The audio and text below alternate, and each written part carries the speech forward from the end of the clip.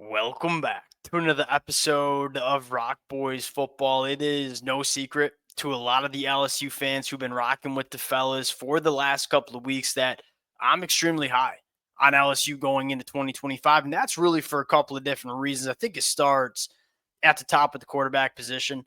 You look at Garrett Nussmeier, one of the more underrated storylines in 2024 for LSU is Garrett Nussmeier, although a little bit of a roller coaster at times, was very good for LSU at the quarterback spot.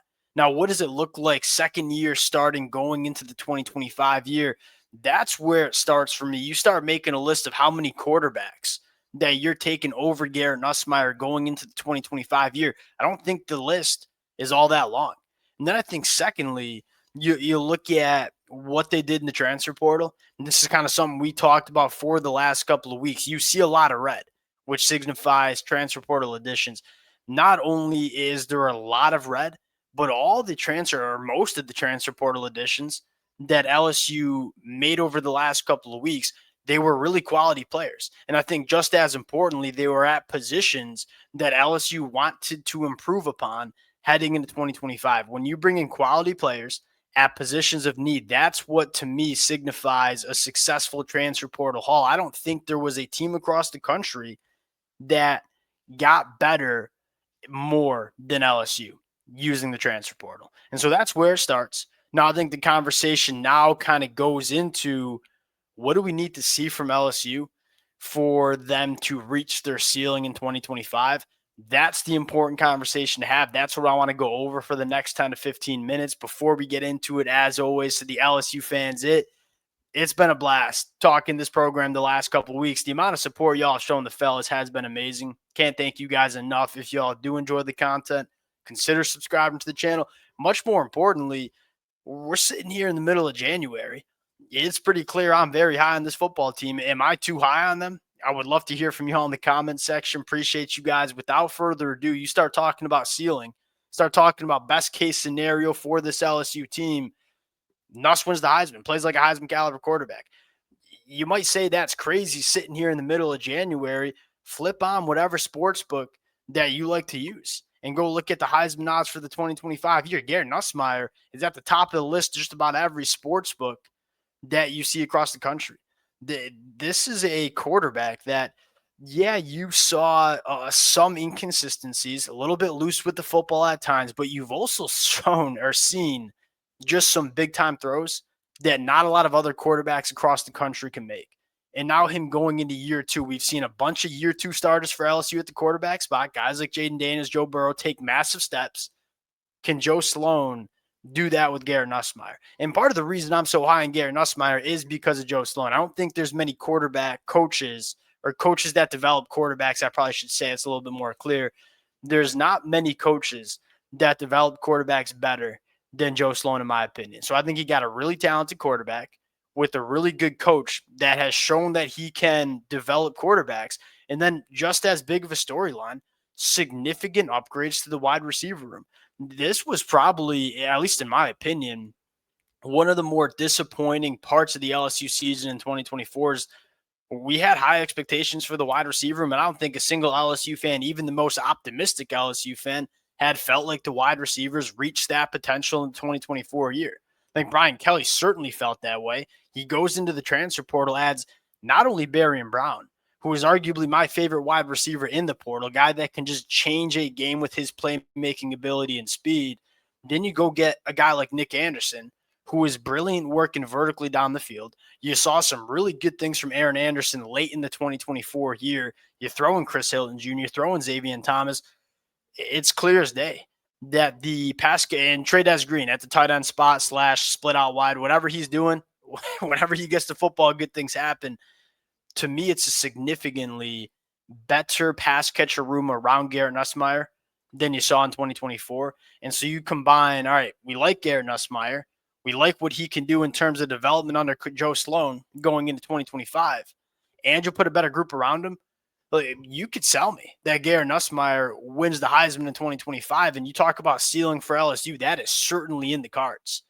Number two, run game is better and it's used more. And why I wanted to say it's used more, LSU only ran the football 40% of the time in 2024.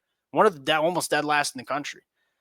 I do think if you want to put Garrett Nussmeier in the best position for him to be successful, I think you want a little bit better of a run game. And I think the interesting conversation is the running back room's there. I mean, what we saw from Caden Durham as a true freshman, only getting better going into year two. I like Caleb Jackson. Love Harlem Berry coming into the 2025 class. The running back room is squared away. The offensive line, although a very good offensive line in 2024, ain't nobody going to argue that. A little bit more of a pass protection unit than a road grading run unit. I feel like it's composed of a little bit more of road graders than pass protectors in 2025. Not to say that they're going to be bad in pass protection, but I see this offensive line maybe getting leaned on a little bit more in terms of, hey, we want to run the football and we're going to use this offensive line to do so. If you can get that run game going, then I'm not saying LSU needs to run the football 60% of the time like Michigan, but if you can find a little bit more balance, I do think that's the best version of this LSU offense. Number three, and probably like you talk about ceilings and you talk about all the cards, kind of the chips falling the right way for LSU, tackle play is good. It's by far the biggest question mark that I think most LSU fans have for this offense. Look, the inside of the offensive line, I think, is nails. Right, Braylon Moore coming in at center. You get to kick DJ Chester out to guard, which is I think where LSU wanted him. You bring in Josh Thompson. That inside of the offensive line, very strong unit in my opinion. The question marks are at both the tackle spots. I thought you saw some good things from Tyree Adams in that bowl game against Baylor. I really liked Weston Davis coming out of high school. And then you probably throw in Carius Curran, who I think, look, I don't bang the table often for starting true freshmen. Carius Curran's a different kind of dude, in my opinion. And from what you're hearing about how Brian Kelly talks about him, there's a lot of confidence that I think he could push for a starting spot on the offensive line. And you also have Josh Thompson, who has experience playing right tackle too. So I'm not just kind of throwing it away and saying tackle play is going to be a problem for LSU in the 2025 year, but it is probably the biggest question mark in terms of just not having a ton of proven commodities at the tackle position.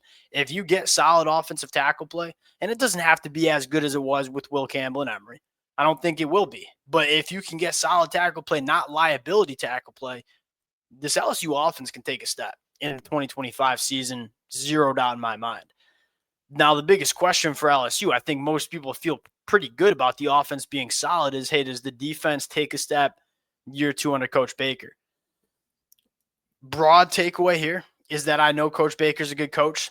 I know for a fact that not for a fact, but most of the time, historically, when you see defensive coordinators going to year two, you see a bump in play. You know, the defensive personnel is just a little bit more comfortable operating in the system. They understand the scheme a little bit more. So all of those factors are pushing me to believe that LSU's defense will be better in 2024 or 2025, that is. Now the question is, what needs to happen for it to really take that step? I'm going to go with one. You talk about ceiling. The pass rush gets better, maybe. I think there's a chance. And this LSU pass rush was really good for the Tigers in 2024. I mean, talk about an 8.7% sack rate, number 11 in the country, 162 pressures on the year. It was a disruptive force that you have to replace some really good football players, most notably Braden Swinson, who emerged as just a really good football player for LSU in the 2024 year.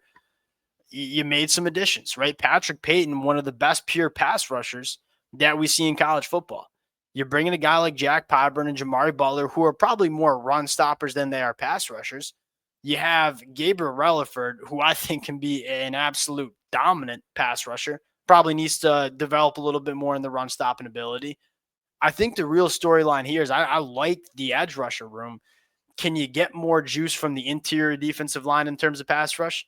That probably falls on a guy like Dominic McKinley. That's why I say it could get better.